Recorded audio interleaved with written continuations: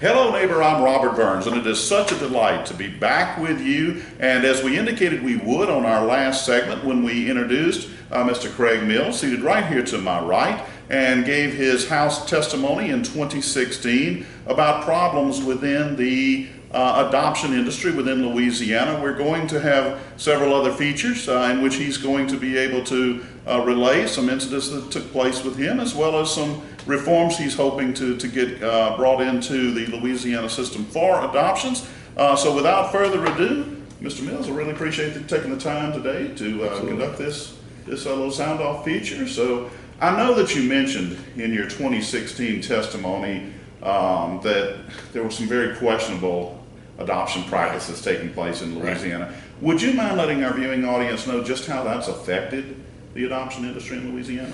Well, you think 30 or 40 years ago, when we had religious-based organizations handling adoptions, you didn't have the solicitation, you didn't have the incentivization of birth mothers, and they were religious-based, basically orphanages. Not that the baby selling didn't take place back then. One of the things that I've enjoyed doing in this process was talking to adoptees and hearing their stories, and they're all different. One of the stories that sticks out to me is a lady, she's probably 60 years old, telling me that her birth mother sold her for $100 as an infant. So this goes back beyond the 30 or 40 years, but I think just recently things have changed. Okay. Well, can you elaborate upon that change? I mean, you're talking about instances that took place 30 or 40 years ago. Can you bring us up to speed? Sure. Modern day? You can look back in the 80s and 90s and read articles like this one that I presented to the legislature. Back then, in the early 70s, adoption attorneys were considered to be a little bit shady as far as questionable adoptions, and you really relied on the faith-based entities to handle adoptions, where there might have been a little small fee that the prospective adoption family paid to the court to file all the documentation, but there was really not the exchange of money like you see today. So you have articles like the Washington Post come out, and they talk about statutes in Louisiana are vaguer than they are in some other states, and you hear professionals in the industry, under state law, for example, mothers giving birth must be domiciled in Louisiana, a stipulation that would prevent pregnant women from coming here to have a baby and then turning an infant over for adoption. But birth mothers working through state private adoption agencies are considered to be domiciled here.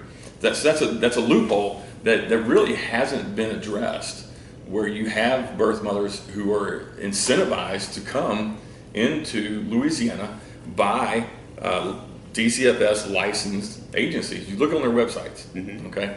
You look in the ads in Common Sense. They're approaching expecting mothers who are highly vulnerable, by the way. Oh, yes, I mean, you're in situations where you're highly vulnerable. Having folks incentivize you through free cell phones, free whatevers. And one of the things that really struck me in regard to this is there are some out there that are offering free relocation. Why would you want to relocate a birth mother from her infrastructure, from her support group, from her surrounding family, for other than, I don't know, persuading or coercing an individual to follow through on the prospective placement? Okay. Well, do you find this practice to be pretty rampant or pretty epidemic, or what adjective would you describe to this, in terms of the volume of ladies that are being recruited from? I don't know, but you read the articles and you look at the case studies. The one from West Virginia, where there was an attorney here in Baton Rouge that was implicated, who's still practicing adoptions, by the way. It actually turned into a kidnapping case. Oh, wow. With an attorney in West Virginia. Now, I don't know the outcome of it. I'm just telling you what the news article said. It's a situation where you have victims who may not know that they're being victims. They don't know that they're victims. Yes. There are other situations currently today where we're fighting hard to prevent things like victims that don't know that they're victims. Okay. Okay. But the articles are out there. I have no doubt I've seen the material you've already submitted to me. And by the way, we'll make this Washington Post article available. He's just hit some of the high points of it, but as I told you, he's one of the most organized people I've met for this type of delving. So we'll provide you with a direct link to that Washington Post article. Great. But can you tell me, is there anything that we as a state have done to try to address this? No. No, in my experience, we have not. From 30 to 40 years ago to today, I believe that you have a segment of the population, professionals in the industry, who are working on behalf of themselves. And they have found it to be a very lucrative financial business. Attorneys, we have an infrastructure for providing legal guidance through the Louisiana State Law Institute. One of their committees is called the Children's Code, Louisiana Children's Code. We have individuals who are influencing the Children's Code, either to pass laws or to not pass laws. If I were to be making money off of a situation, I would want everything to be the status quo and not upset the apple cart. And you have folks who are making money off of the exchange of babies through the solicitation of birth mothers. Okay. The other aspect of it is the faith-based homes that used to be in play with adoptions were funded by the congregations. Okay. The small amount that the adoptive family paid went to the courts. You didn't have a profit motive like you do today. You had social workers, you had educators, you had experts in the field of child development running these programs. Now you have people with business degrees, marketing degrees. They have found, in my opinion, they have found a way to make money off of this exchange. Okay. And that's, you take a look at their websites. They'll tell you. There's some that they have no staff with any of the credentials that you would think you would need. A social worker credentials. Okay. Well, is this big business? I mean, are we talking about a small amount of money? I think we're talking about a huge amount of business. There's a couple of websites out there. You can look at nonprofit organizations, 990 forms from the IRS. Right. They report this and record this and make it available to the public.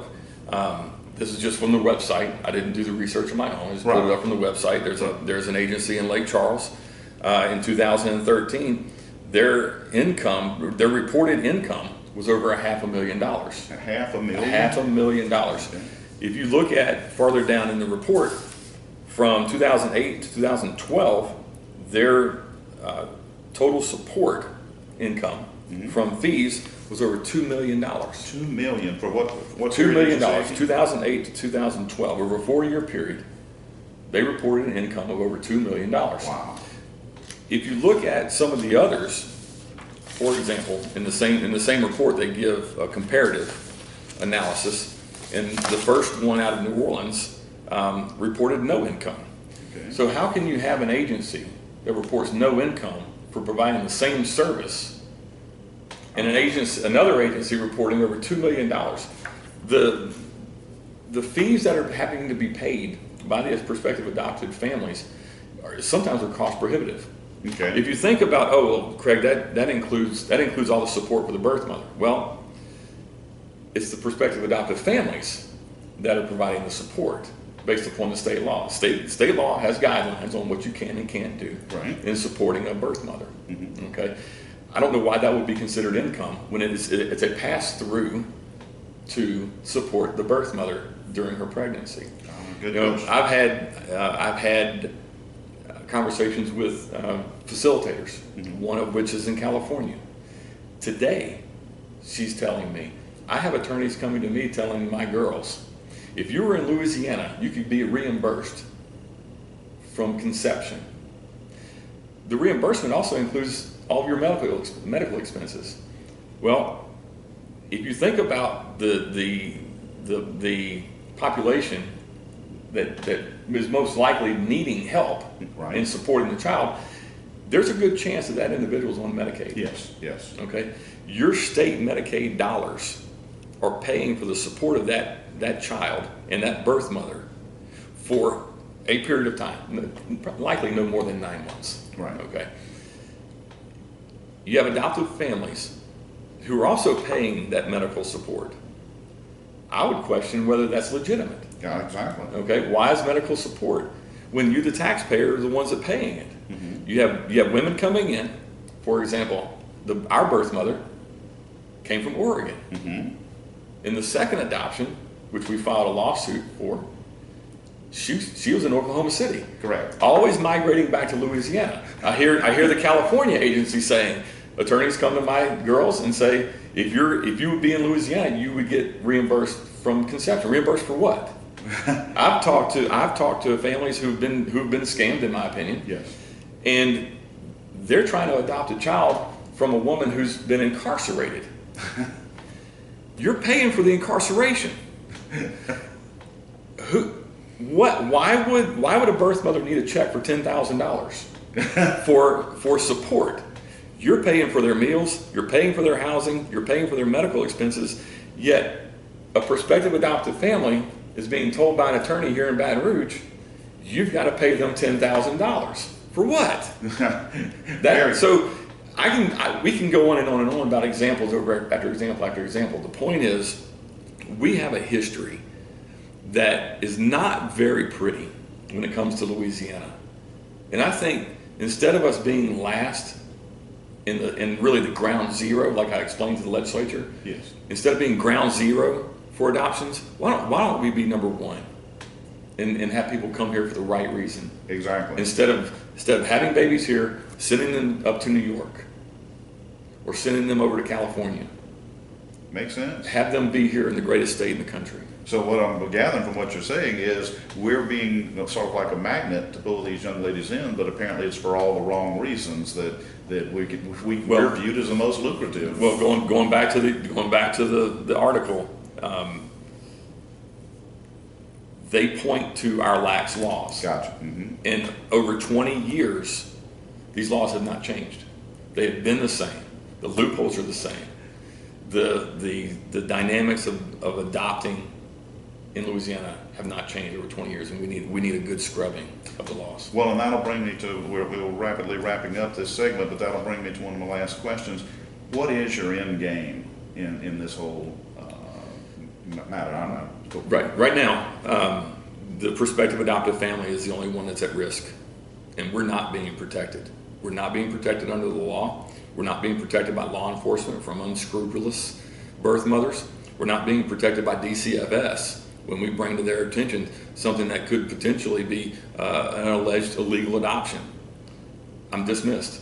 I am told, well, you're just sorry that you lost. Mm-hmm. I didn't know I was in a competition. That's the problem. That's the problem with this whole scenario. I've been told, well, you just lost. I didn't know I was in a competition to keep two siblings together. Mm-hmm. I didn't realize that was the case. And we're trying to make sure that those who are responsible are being held responsible. Yes. Because it shouldn't be our entire risk. Yeah, there should be some risk if I solicit and I go out and seek it, but not when I'm solicited to keep two siblings together.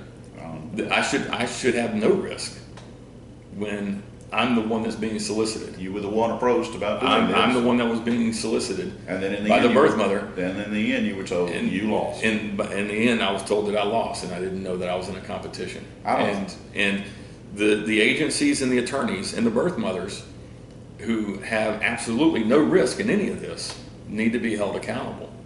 Sounds like a reasonable. And that's the end game. Well, I think you've summed it up very well.